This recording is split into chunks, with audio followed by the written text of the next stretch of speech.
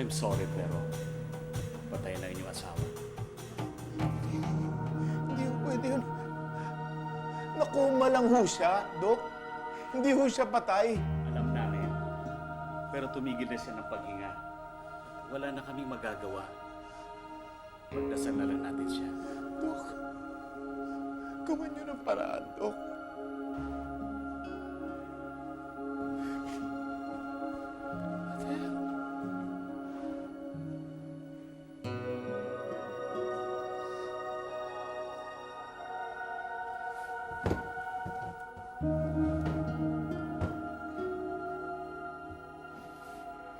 Adele.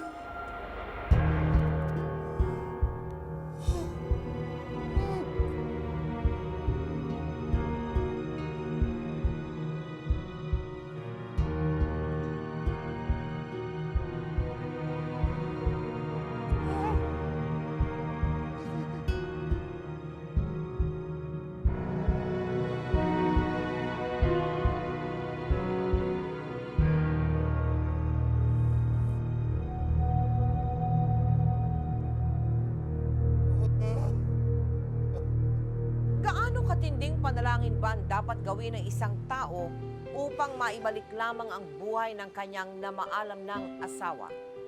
May pag-asa pa bang naghihintay sa atin, sa ating huling hantungan? Paano kung ang isang taong patay na ay parang himalang biglang nabuhay?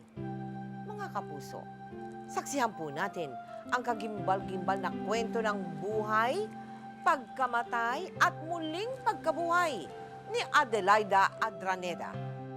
Salamat sa sine, ha? Nag-enjoy naman ako. Mabuti naman natuwa ka.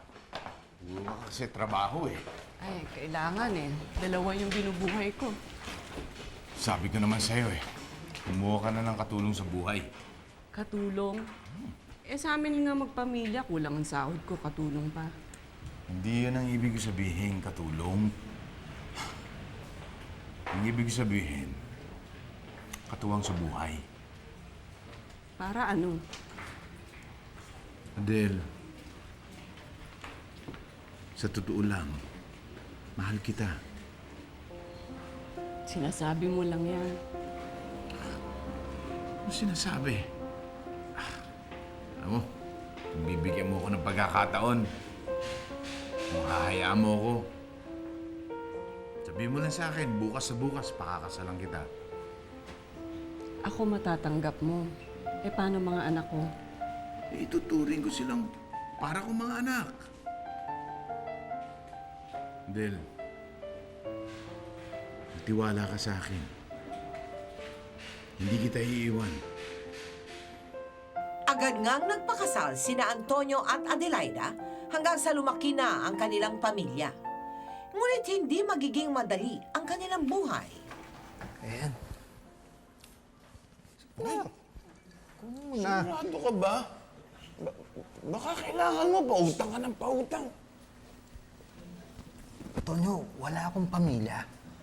Eh baka mapunta pa kung saan, di sa'yo na. Kunin mo na. Bagay, ang hirap din. Apat yung anak namin ni Adel eh. Pero hindi. Masaya naman. Masulit din naman. Nakakaingit ka nga sa bagay na yun. Ikaw ang nakakaingit. Bakit? Ang taas na ng posisyon mo. Oh, visor na kumpare ko.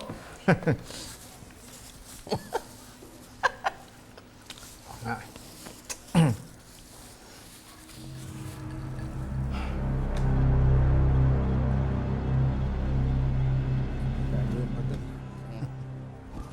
Eto. Buksan mo na lang. Eto, wala na. Ano to? Ba't naglalabas ka nito? Nagnanakaw ka, no? Ay, hindi. Wala akong alam dyan. Baka may nagbiro lang. Sir, Kailangan natin itawag to sa opisina. huwag naman. Chief, tatanggal ako sa trabaho niyan eh. Pag-usapan na lang natin ang maayos ito. Pasensya na rin. Pero standard operating procedure yun. Huwag niyo na itawag yan. Bakit? Ako na lang, dalhin niyo sa opisina. Dahil ako naglagay niyan dyan eh. Pare, Wala kang kinalaman dito. Ang ginagawa yan. Maayos ko to. Hindi. Hindi ko dapat matanggal sa trabaho. Bakit? Ako. Hindi ba? Unang-una, Darwin, mas mataas ang posisyon mo kaysa sa akin. Pangalawa, pag natanggal ka sa trabaho, wala na akong mauutangan. Kaya mo pa magbiro.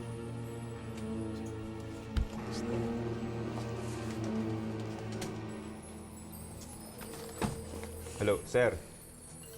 Oh, may tao dito na nakita ko yung mga bumbila, tinatakas eh.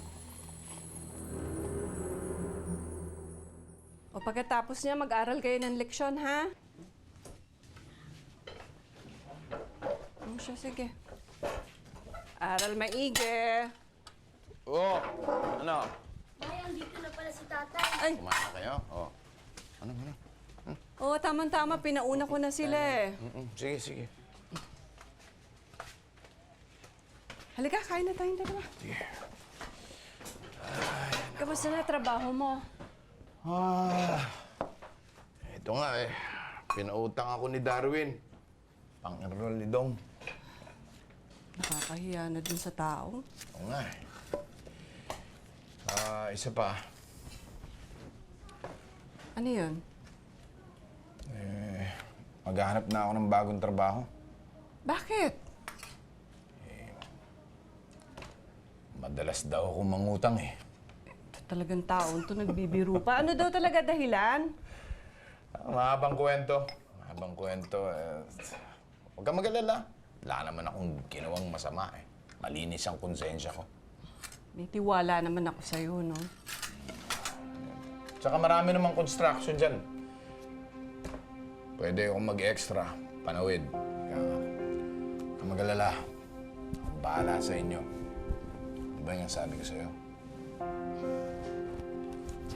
Sige na, kain na tayo. Nakahanap naman agad ng trabaho si Antonio. Subalit, maski sa bagong trabahong ito, malaking pagsubok ang babagsak sa kanya.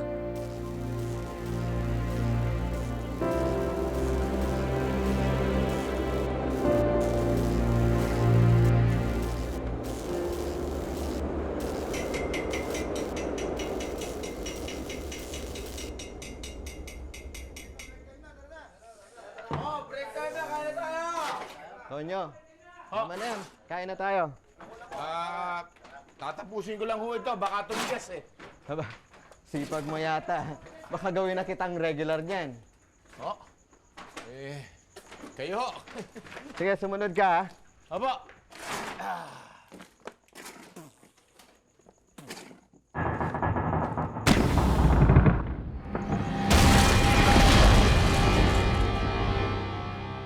Dito po, ma'am. Salamat, ha? Sige pa. Antonio, ano nangyari sa'yo? Boy, relax lang. Di pa ako patay. Akala ko kasi kung ano na nangyari sa'yo, eh. Hindi lang ako sinimento. Di nagtatrabaho na ako ngayon. Masyado naman tong pasika to. Magpahinga ka na lang. Sabi ko naman sa inyo, hindi ko kayo pababayaan eh. Paano ang mga bata ngayon? Ganito ang kondisyon ko. Hindi mo naman kami pinababayaan, eh. Kaya ngayon, kami naman ang mga bata mag-aalaga sa'yo, ha? Pagaling ka na lang.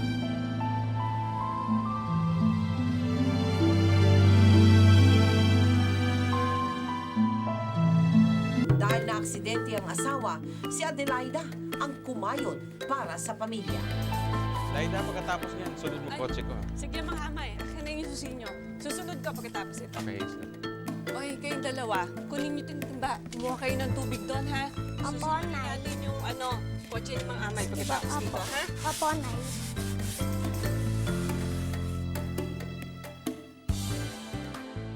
Nay, tulungan Oh. na namin kayo dyan. Ay, nako. Mag-aral na lang kayo. Sige na, ako na bahala dito. Pero Nay, kanina pa kayo dyan. Baka magkasakit kayo. Ako pa? Sanay tayo dito, no? Sige na. Ano naman, makinig ka naman sa mga anak mo. Baka magkasakit ka, lalong lalaki ang gastos natin. Ay, nako, Ano yung Anton. trabaho? Oo. Pagaling ka na lang. Huwag mong pakialaman yung trabaho ko. Aba nagmamalasakit lang. Sisermonan mo pa ako. Bakit? Pinakialaman ba kita nung nabagsakan ka? Ay, sabi ko na nga ba sa inyo, huwag niyong pakikialaman yung nanay mo eh. Ha? Oo. Sige, pumasok na kayo doon sa loob. Mag-aral kayo. Ha? Pakikialaman. Del, pagtapos mo niyan, ha? Ako naman ang asikasuhin mo. Kung talaga pilay ka na kung anong pa sinasabi mo dyan, doon ka na lang nga sa loob doon sa mga bata. Namimitig na kasi to eh. Mapag-alaman nilang buntis si Adelaida. Kasabay ng pagbubuntis niya, muli na ring nakalakad si Antonio at nakabalik sa pagtatrabaho. Subalit sa mismong araw ng mga anak si Adelaida. Oh. Bakit anak? Nagugutom na po ako. Ako rin po, Nay. Wala pa po ba si tatay? Tumahimik kayo, darating na si tatay. Ako rin, kuya. Nagugutom na ako eh. Tumahimik ka nga.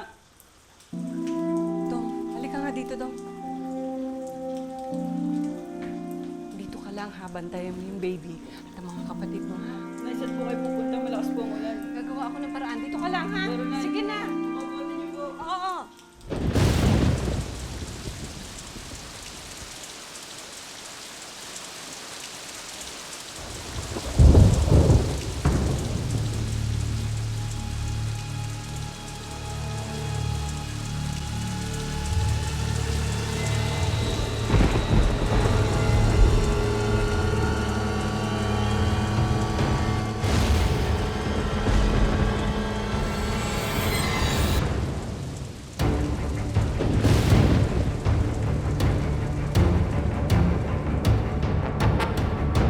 Ilang oras pa lamang ang nakakalipas ng mga anak si Adelaida. Hindi kinaya ng kanyang katawan ang pagsugod niya sa malakas na ulan. Ang inakala nilang ordinaryong sakit lamang, hahanto sa isang masamang bangungot. Bakit ka nagpaulan eh? Katapanganak mo pa lang. Ano ka ba? Ha? Ang ginawa mo? Yung bigas. Bata. Tapos na. Napakain na sila. Nagpapahinga na. Ano sila na nandito?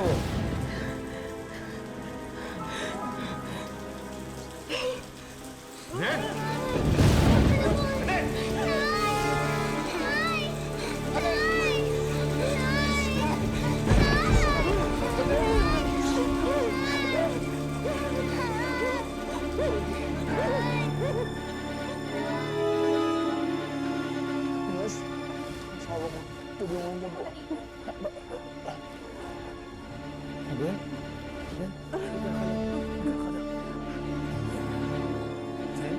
Yung mga bata, huwag mo papabayaan. Ano ba ang pinagsasabi mo, ha? Huwag kang ganyan. Shh, huwag kang ganyan. Ano po nangyari dito? Ay, bigla akong tumirik ang mata niya eh. Biglang nagkumbulsyon. Kapapanganak lang po niya. Sige po. Sir, kami bahala dito. Oo po. Del, nandito lang ako.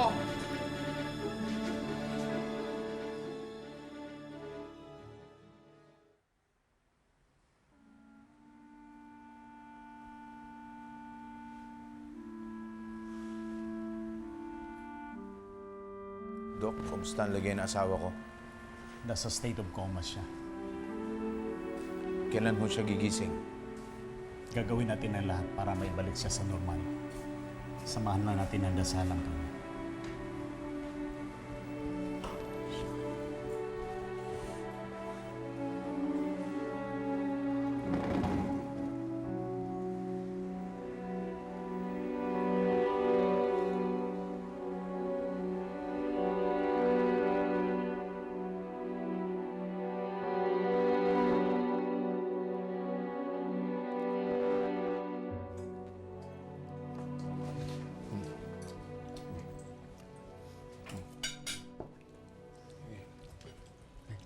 Kaya na. Tay, kain na po. Tay, kamusta na po si nanay? Uuwi na po ba siya? Tay, magaling na po ba siya?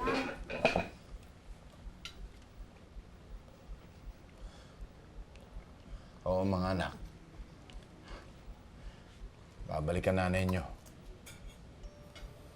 Kailangan lang natin gawin Magdasal tayo na maigi. Maghintay tayo. Babalik siya.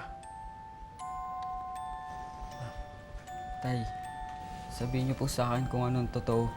Kumusta na po ang nanay? Anak, malakas siya. Mahal na mahal niya kayo. Lahat kayo. Okay, mag-alala. Lalaban na nanay niyo.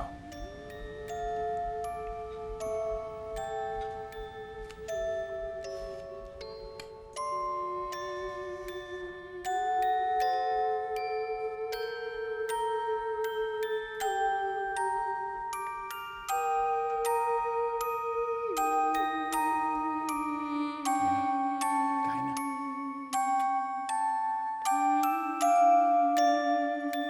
Malaki ang posibilidad na hindi na gumising ang inyong asawa. At gipit na rin kayo sa pera. Ayaw kong sabihin sa inyo ito. Pero sa pagkakataong ito, na-advise namin ang euthanasia. Ano yun, Dok? Mercy killing. Ang ibig sabihin nun, i-injection na namin ang iyong asawa para tuluyan na siyang mamahinga. Papatayin niyo ang asawa ko? Sa kaso niya, hindi na yung kasalanan. Hindi siya mamamatay. Mabubuhay siya, Dok. Magigising siya! Huwag kayong magagalit. Sinasabi ko lang mga options nyo. Nangako kami na hindi namin iiwan ang isa't isa. Kahit anong mangyari. Kahit na hanggang sa huling hininga niya, hindi ko siya pababayaan. Nakomatose nga si Adelaida dahil sa nangyari. Ngunit hindi nawala ng pag-asa si Antonio, bagamat labis na nahihirapan sa kalagayan ng asawa. Hindi.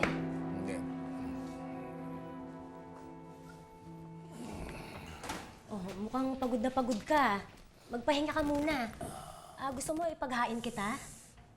Hindi na. Mga bata. Naku, kanina patulog. Salamat at naantabayanan mo sila. Kumusta nga palang ate? Nasa ospital. Wala kang kasama kaya babalik agad ako eh. Alam mo bang kinausap ako ng doktor kanina? Sinabi niya sa akin yung tungkol sa mercy killing. Alam mo ba ang tungkol doon? Oo. Anong sabi mo? Alam mo, Badet, hindi ko pababayaan ang ate mo. Baka pag hinayaan ko mangyari yun, baka multuhin pa niya ako. Alam mo, yung ate mo, napakalakas. Bilib ako. Kahit na nakapangasawa siya na isang katulad kong walang kwenta nandiyan pa rin siya. Nandiyan pa rin siya. Alam mo, ang lahat ng ito sa kanya. Lahat ito sisiw sa kanya. Niwala ka. Alam kong kaya yan ni ate. Kaya alam kong kaya mo rin, kuya. Nanalig si Antonio na gagaling pa si Adelaida. Hanggang sa...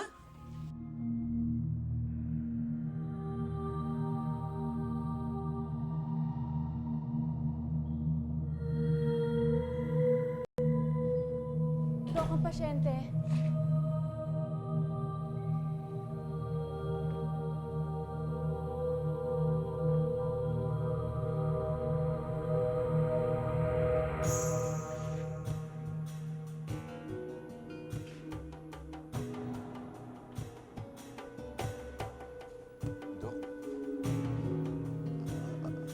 Dok, ano nangyari? I'm sorry pero patay na inyong asawa. Hindi ko pwede yun. Nakuma lang ho siya, Dok. Hindi ho siya patay. Alam namin. Pero tumigil na siya ng paghinga. At wala na kaming magagawa. Pagdasal na lang natin siya. Dok, gawan niyo ng paraan, Dok.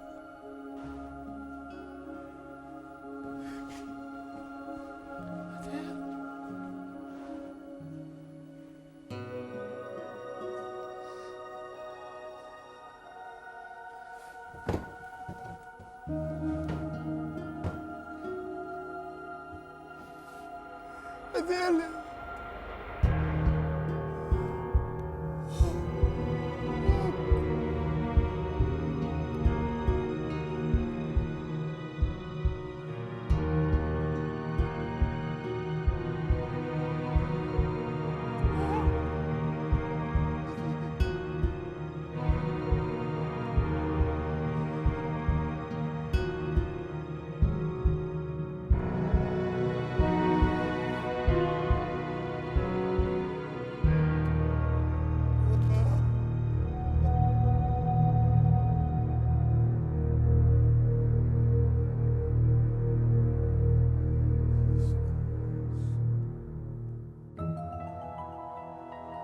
Pare, sandali.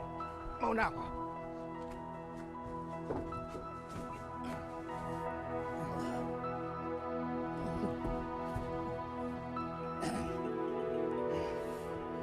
Darwin. Oh, Pasensya na. Talagang wala lang akong pambayad sa punerarya. huwag mo nga intindihin yun. Halika, tayo na.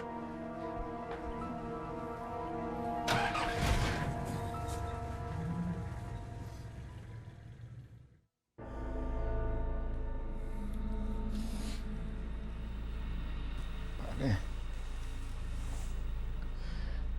Wala na akong mari mo. Ang masakit niyan, hindi ko man lamang sumabili ng kabaong. Sa huli, hindi ko pa rin napanindigan ang mga binitawan kong pangako sa kanya, pare.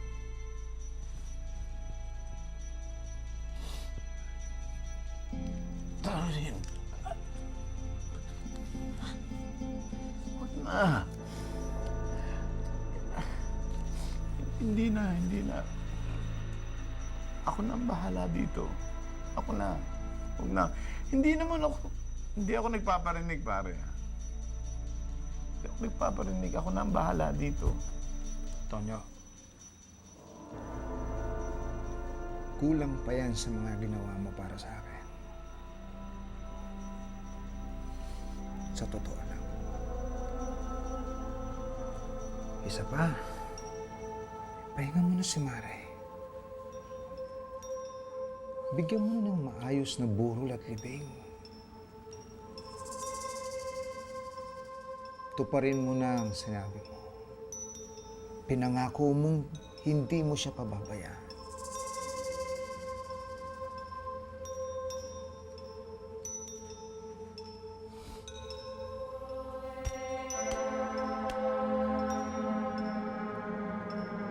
Subalit ilang oras lamang matapos mamatay si Adelaida, isang hindi inaasahang pangyayari ang bubulaga kay Antonio.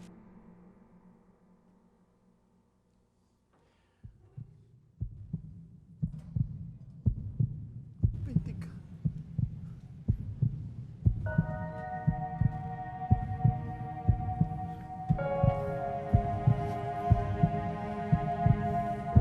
Adele? Adele? May pulso ka. Adele? Oh, pare, okay ka na? Diretso na tayo ng punerarya. Darwin, wag. Huwag, anong huwag? Bakit? May pulso siya. May pulso. Darwin, sa simbahan tayo tumuloy. Ha? Sa simbahan. Please. Oo, sige. Huwag ka na magtanong, please. Siya, sige. Darwin.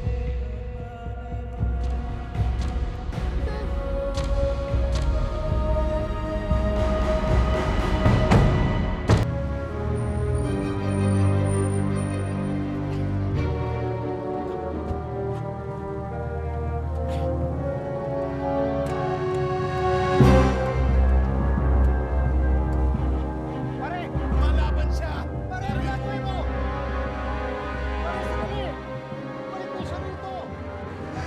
Panginoon, tulungan niyo po kami. Ayaw po mamatay ni Adelaide. Si Adel, Panginoon, gusto niyo po po mabuhay. Panginoon, nakikiusap po ako sa inyo. Tulungan niyo ko po kami, Panginoon. Maawa na po kayo sa amin. Tama na. Nakikiusap Halika na, po. patay na. Bigyan niyo po kami ng isa pang pagkakataon. Patay na siya eh. Ilipin na lang natin. Darwin, nakita ko siya huminga kanina. Panginoon, maawa na po kayo. Kailangan namin siya. Kailangan namin siya, Panginoon.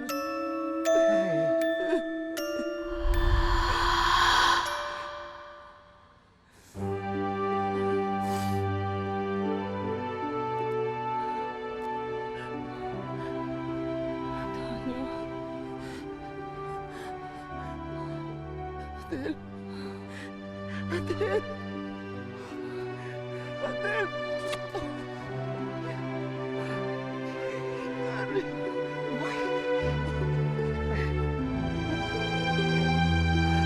Buhay. Salamat.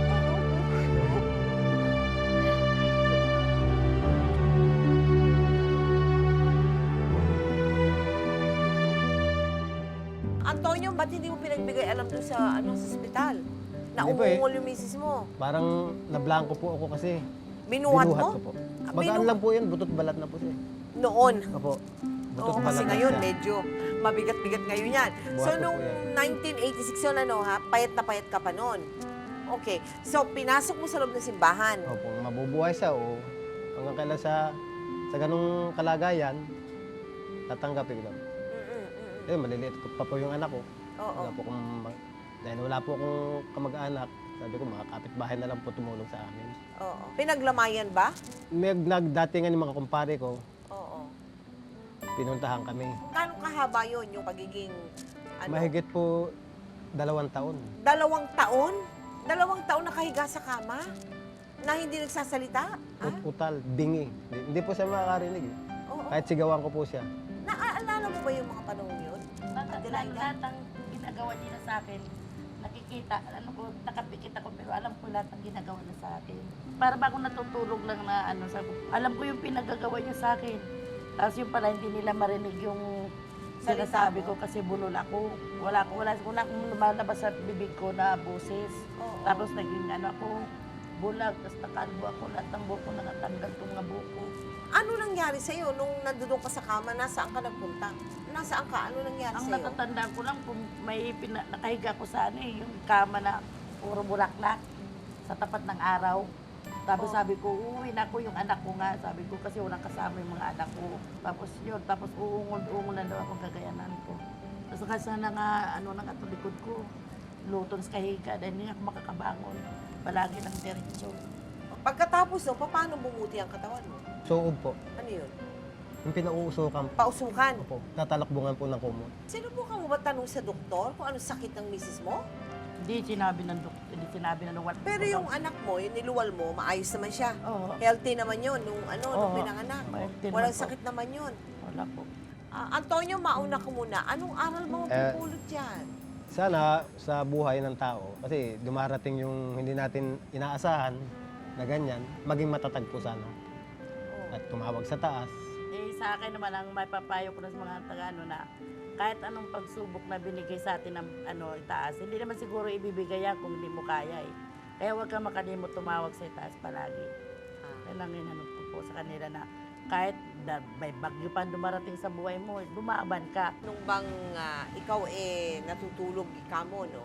Hindi mo ba nakita si San Pedro? Yung bulaklak, ang gaganda ng bulaklak na pinaano sa akin. Anong kulay ng mga bulaklak? Yung mga orchids nga doon ko lang nakikita. Yung mga orchids, ang gaganda talaga Nakita mo yung sarili mo doon? Nakita ko sa Walang ibang tao sa tabi mo? Wala. Ako natutuwa sa inyong mag-asawa, no, na kahit na dumaan nga kayo sa ganyan, in love pa rin kayo sa isa't isa. Para sa iyo yan, maraming salamat, Adelaida. Nagpapasalamat po kami sa lahat ng tumulong sa amin. Nung nararata yung asawa ko, Lalo na kay Ma'am Badet, kay Jonap, sa mga crew, tsaka staff, lalong-lalo na po sa inyo. Ay, wala Ito, anuman. Mel. Maraming salamat din. Nagpapasalamat po ako kay Ate Virgie at saka kay Edna Lozada na at saka kay Nida Labrador ngayon ang tumutulong sa akin nung nakumpayan ako sa ospital. Hanggang sa pag-uwi sa bahay, hindi sila nagsasawang sumuporta sa amin sa kahirapan namin nung araw. Saka sa pagpakailanman po. Maraming po salamat. Salamat. Thank you very much. Tila napakahirap paniwalaan ng kwento ng muling pagkabuhay ni Adelaida. Isang taong minsay naging isa ng malamig na bangkay. Hindi lahat ay nabibigyan ng ikalawang pagkakataon sa kanilang pagkamatay. Hindi lahat nabibigyan ng himala. Subalit ang mahalaga, ang bawat isa sa atin habang tayo nabubuhay, hindi pinagkakaita ng Panginoon ng pag-asa. Ako po si Mel Tiangco at ito ang kwento ng bawat isa sa atin. Ngayon, bukas at magpakailanman. Magpakailanman, hindi magbabago ang sinisigaw nitong aking puso. Magpakailanman, magpakailanman.